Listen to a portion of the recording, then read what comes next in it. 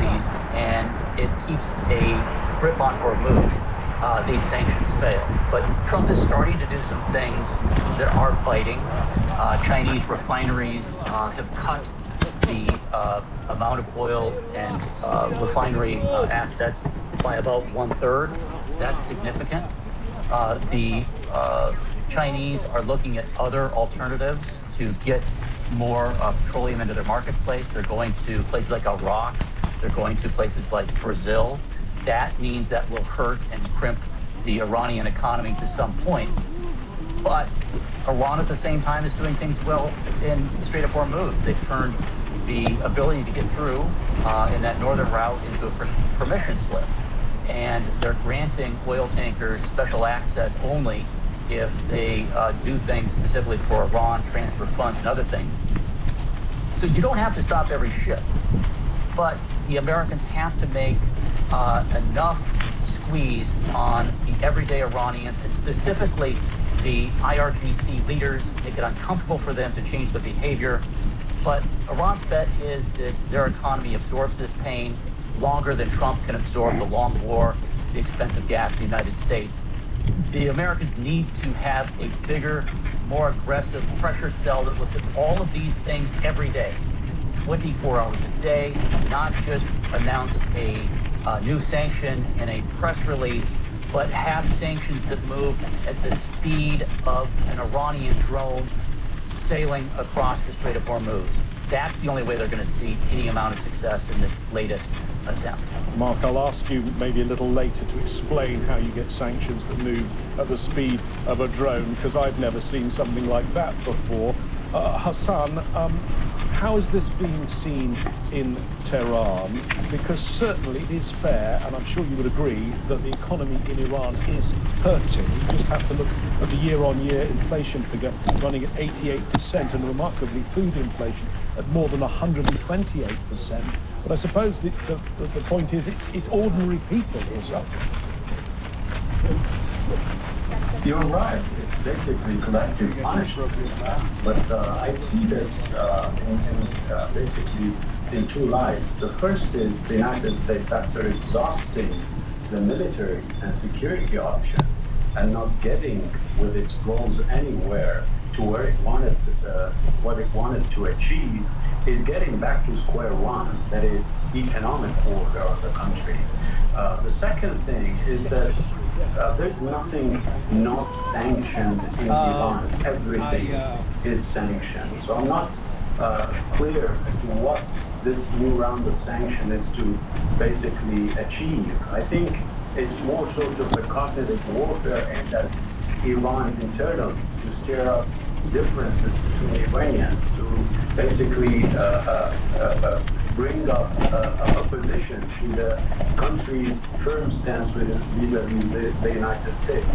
Well, I'm not sure the Iranians will be doing what the United States does or want them to do, because they all know and they all feel that the United States is waging a war against their country, and this is a war of existential nature. And if they are to basically get into differences, but at this point, the only beneficiary will not be the Iranian nation, just as the Afghans, the Iraqis, the Libyans, the Yemenis were not the beneficiaries. The Iranians will not be the beneficiaries. They know that. And that's why I don't see this policy of stirring up differences within and aiming the economic bullets at the Iranians' nation and basically the ordinary people in a collective punishment manner paying off for the United States. Now, of course, the blockade is new, but I think that's a different calculus. That's the new thing that the United States is trying to impose on the country effectively. I don't think they have the capacity to impose it effectively if they need a large group and a large number of forces to do that. But if they are successful in blockading Iran, I don't see Iran sitting on its hands. The costs for conflict will be less than the costs of living under a U.S.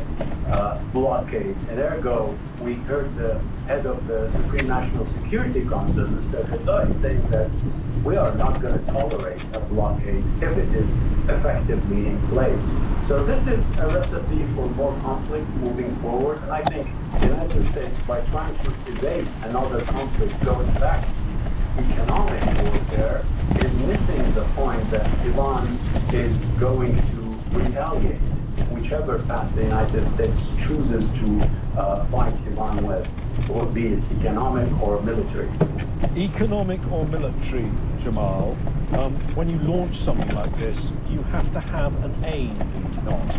Let me tell you what Marco Rubio said on the 4th of August. He said the aims were denuclearization as the ultimate objective and the reopening of the Strait of Hormuz as the immediate one. Yet the Treasury Secretary, Scott Bessent, said on the 20th of August the aim was to collapse the Iranian government. We've had this since the 28th of February. They can't make up their mind what they're trying to achieve, can they? That's absolutely right. After more than 6 months, we still do not have an end state that the United States would like to see this war produce. It's just shake things up. Excuse me, hey, I will buy you lunch if you can tell me how many subscriptions you're paying for. I only have like 3, trust me. That's what everyone says. Let me download Rocket Money on my phone and see if it'll work. Wow, so you actually have 23, which is costing you $550 a month. No, that can't be. I knew this would happen. I knew this would happen. Yes. And it also says you're paying for a second DoorDash account, which means you're going to buy me lunch. So now I have to call and cancel these? No. You can cancel them right in the app. All it takes is just a few taps. Watch. Boom. Wow, that was crazy. Okay. That's what I said. And look, the app shows your safe to spend number right from your home screen so you never overspend again. It's a pretty low number. She's learning. Well, what's the app called? Rocket Money. Oh, it says it right there. Cool.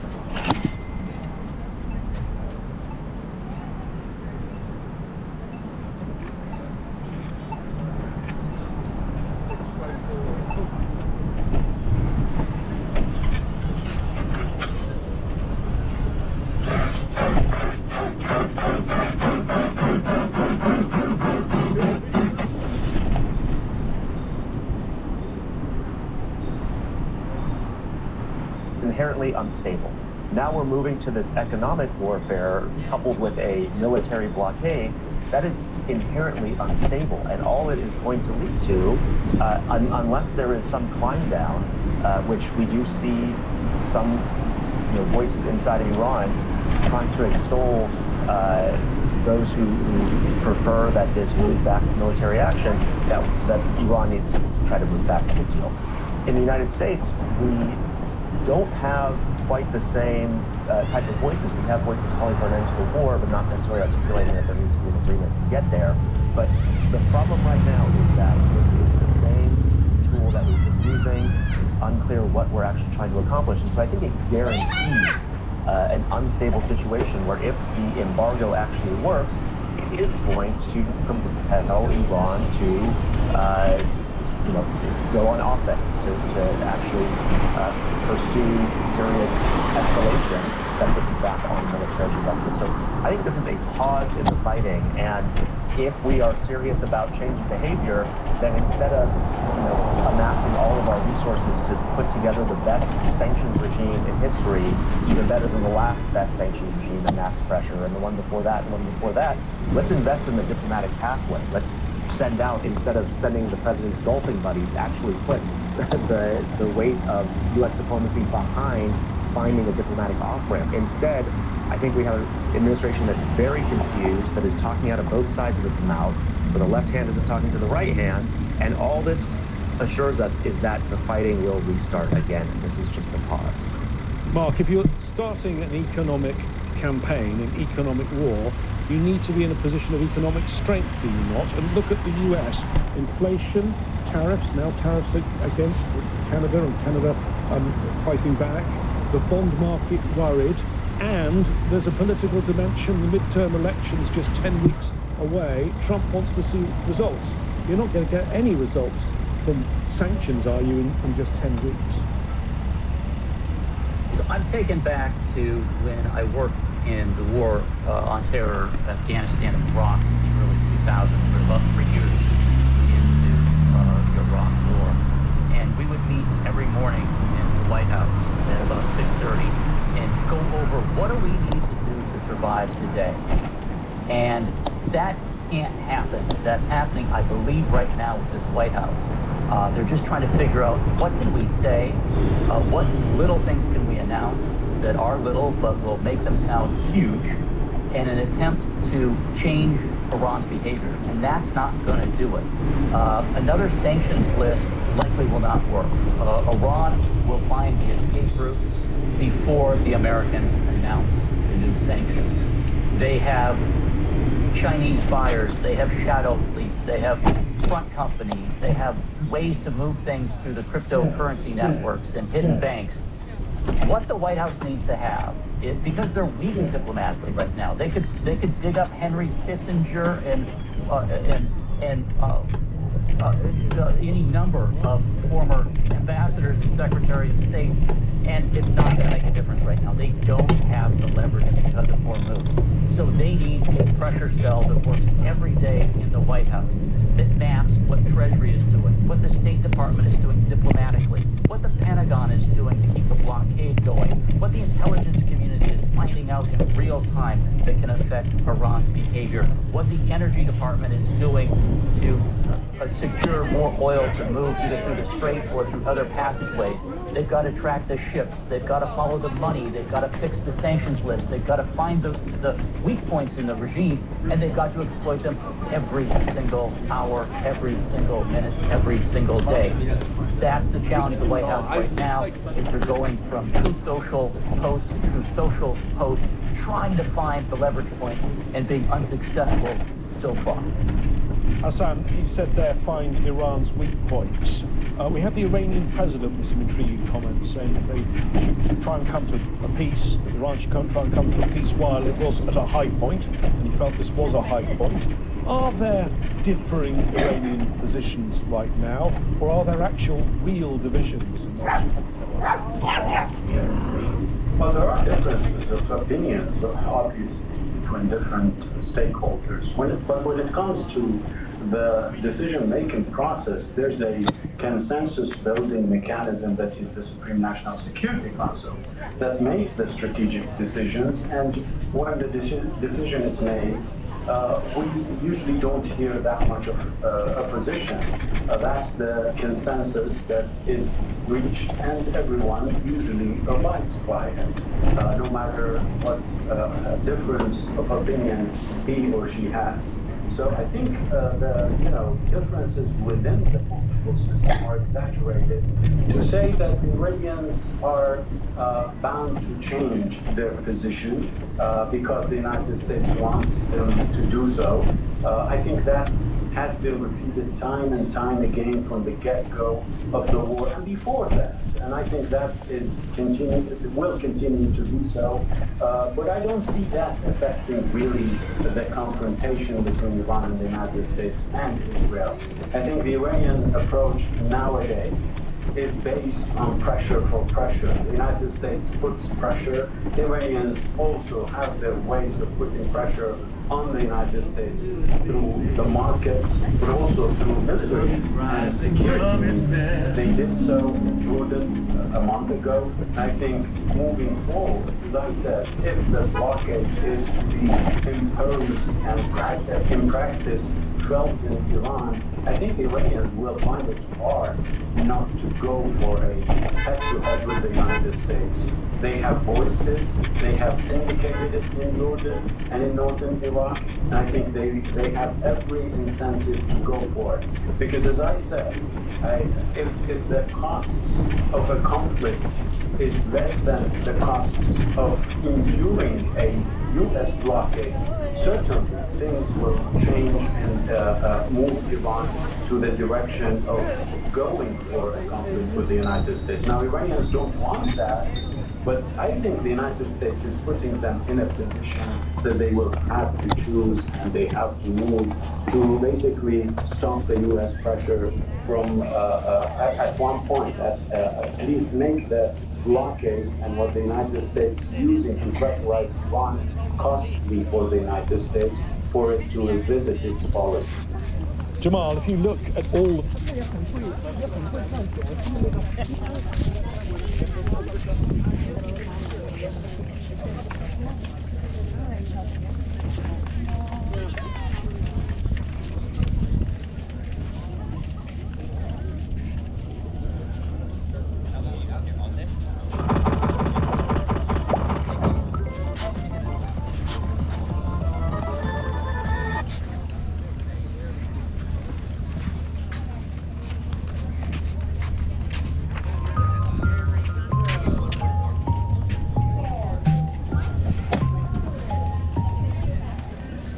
Insurance isn't trying to be generous. They're trying to settle cheap, fast, and before you ever realize what your accident might actually be worth. So what do? You click the link, use the free tool, answer a few short questions.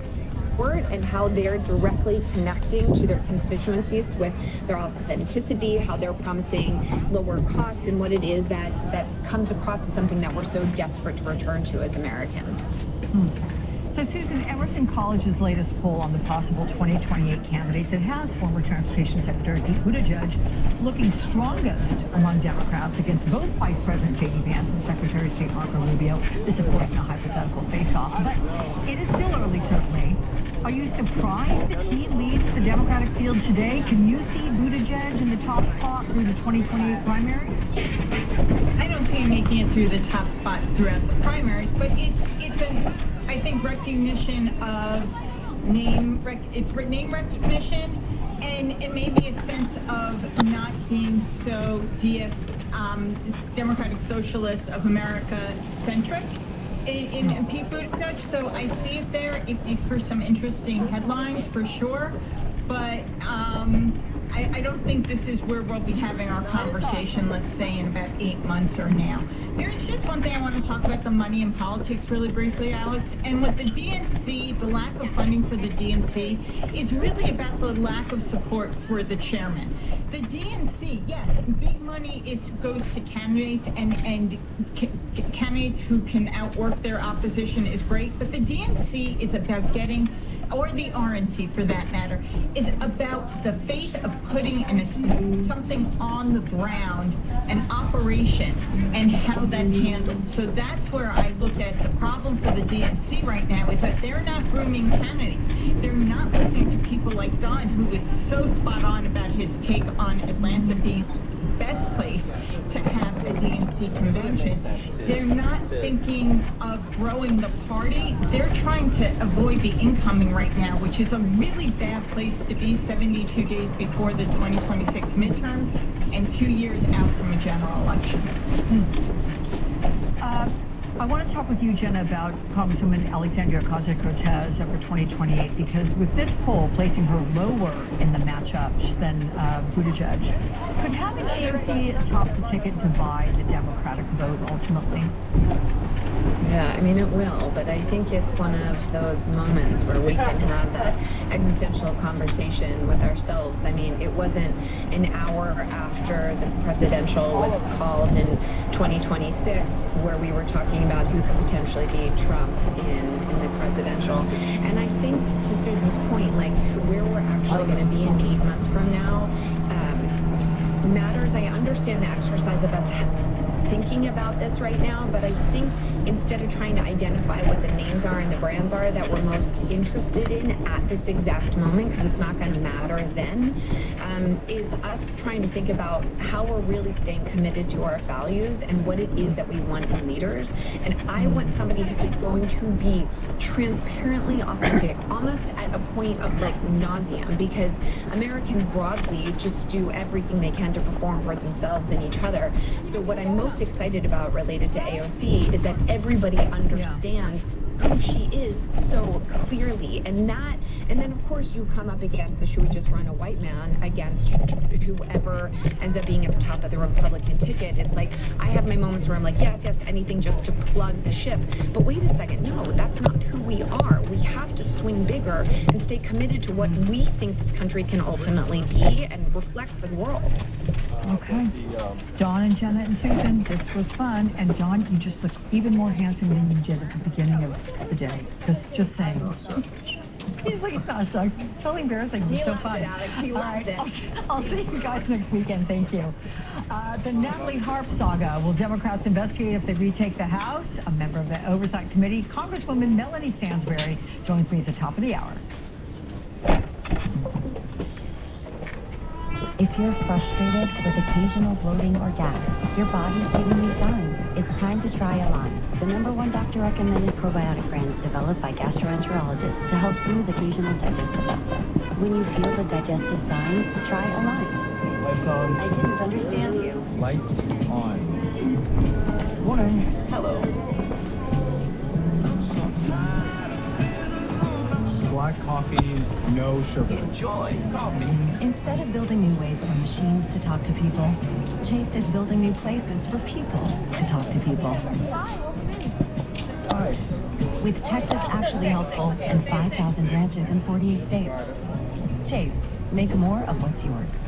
Millions of Americans rely on a statin to reduce cholesterol, but statins can deplete CoQ10 levels. I recommend Cunol CoQ10 with 8 times better absorption and the #1 cardiologist recommended form. It helps replenish what statins deplete. Cunol, the brand I trust. 250 reasons to choose T-Mobile. Ready for this one? Get iPhone 17 Pro on T-Mobile. Let that sink in. On T-Mobile. Take that amazing new iPhone and be like this guy. Look at that perfect selfie. There's lots more reasons to go. Find yours at T-Mobile. The finest luxury fragrances are now exclusively available at your local store. Unstoppable's Unlimited collection makes everything smell magnifique. Luxury laundry scent beads so you can smell unstoppable. For years, I struggled with thinning hair, and my husband had dry, itchy skin.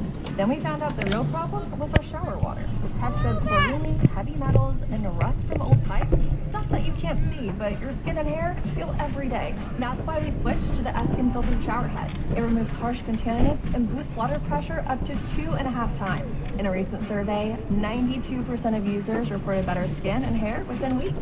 So join more than 300,000 families and make the switch to Eskin today. You're done mopping, and you might think your floors are clean. But not from where we're standing. Try the new Swiffer Power Mop. For a deeper clean you can see and feel. Wow, you really stepped up your clean. The new micro scrubbers clean 5 times deeper than spin mops, even in grout lines. Keeping more dirt and grime off your socks and hard to reach places, so stuff stays trapped here. And not down here. Ooh, I feel this clean in my soul. Try the new Swiffer Power Mop for a white sock clean. Food noise can feel so loud. That's why there's new GLP-1s to quiet the noise and healthy habits. So if the meds stop, you don't reach for ice cream, you reach for something better. Get started at Noom.com. Who wants to share what they're holding? I'm holding in gas. Try Pepto Gas and bloating. It relieves bloating, discomfort, and pressure. I call that a deal. Pepto from Targeted Gas. Fun for me to win on the course. It's even more fun than the deal.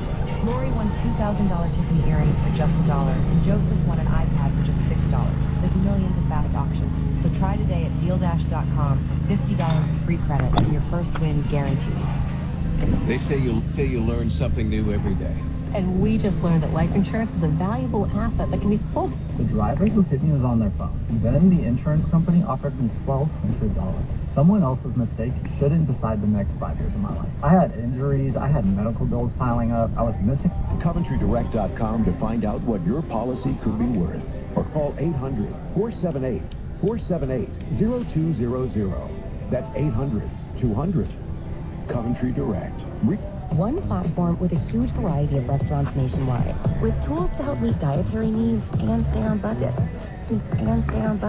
So, no matter where your team works, the food always works. Easy Cater. Easy Cater, the workplace food platform. I think of myself as an advocate not for Republicans or for Democrats. Tax feels like a responsibility, and that's the adrenaline that fuels. Peter Alexander, weekdays 11 a.m. Eastern on MS Now. August is Golf Pass Members Month, and we're celebrating with exclusive rewards, bonus points, and special perks. Not a member? This month only, Golf Pass points are worth double when you use them toward a Golf Pass Plus annual membership. Join today.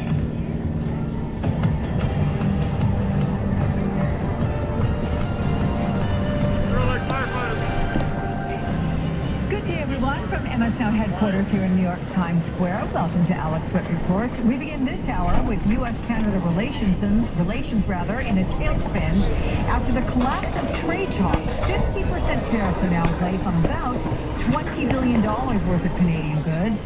Canada promising to slap dollar-for-dollar counter tariffs on American goods next month. This is a trade war in which both sides will lose and lose badly, and at a time in which the American economy is really teetering on recession. This is the kind of thing that actually could push us over the edge. We're great trading partners, right? But Canada gets the benefit of trading with the U.S. way more than the U.S. gets the benefit of trading with Canada. Some of our best friends are the worst offenders that treat us the worst. President Trump spending his day at the Freedom 250 Grand Prix, the first ever Indy car race on the streets of Washington. The president taking a ceremonial lap of honor in his limousine. It's of course known as the Beast. He also waved the official green flag to start the race. But this comes as Trump finds his net job approval in trouble. According to The Economist and YouGov, more people disapprove than approve of the president's job performance in 47 out of 50 states, as well as the District of Columbia. Tuesday, it's another big election night with runoffs in Oklahoma, Georgia, and South Carolina, where Darlene Graham, the sister of late Senator Lindsey Graham, will be on the ballot for his seat. Darlene Graham criticized for her answer to debate last week to a question about national security. Republicans, though, standing by her. Darlene Graham is the real deal. She's been listening to people across our state for more than 30 years. She ran a state agency for 7 years. She understands the critical issues of affordability. Let's go to MS Now White House reporter Jake Traylor. So, Jake, a big welcome to you again. It's been a busy few days on the campaign trail for the Trump administration. So what message are they trying to send to voters? Yeah, Alex, we've seen top Trump administration officials spread out across the country over the past few days. Some you'd expect, and then some a bit unprecedented. We've got Trump with a South Carolina visit, Vice President Vance in Ohio, Secretary of Defense Pete Hegseth in Iowa. That's more of a rare move for a defense secretary to be on the campaign trail. We also had Attorney General Todd Blanche in Iowa at the State Fair this week, a really unconventional move. It's worth noting he said his visit wasn't midterm related there. Here's the difficult part, Alex. Trump's White House right now is hitting the stump and attempting to defend an economy that, I mean, Alex Tabbitt can testify as he talks to countless folks on slides and carousels at the State Fair. It's not working for folks. That's not a Republican or a Democrat thing. Polling right now on Republicans and Trump's handling of the economy is underwater. And in its wake are Trump and his team looking to paint a picture that things would be worse under Democrats' leadership. Vance attempted this message in Ohio earlier this week. Take a listen to that. You know, I just think that we had a bipartisan failure in this country where instead of building in America, instead of relying on American workers, we shipped American jobs and industry overseas. This is a fundamentally different administration that's taking a new approach, but we're just doing something totally new with the Trump economy. We're rebuilding America. It doesn't happen overnight, but it's the thing that I'm most proud of. Now, one quick thing, Alex, though Trump's team has been spread out for midterms, we've actually seen a lot less of Trump himself heading to actual swing states and stumping than we did in 2018 during his first term approaching the midterms. Instead of heading to North Carolina, for example, last week, those were the initial plans. Instead, Trump pivoted to solidly red South Carolina to campaign for Darlene Graham there. And that's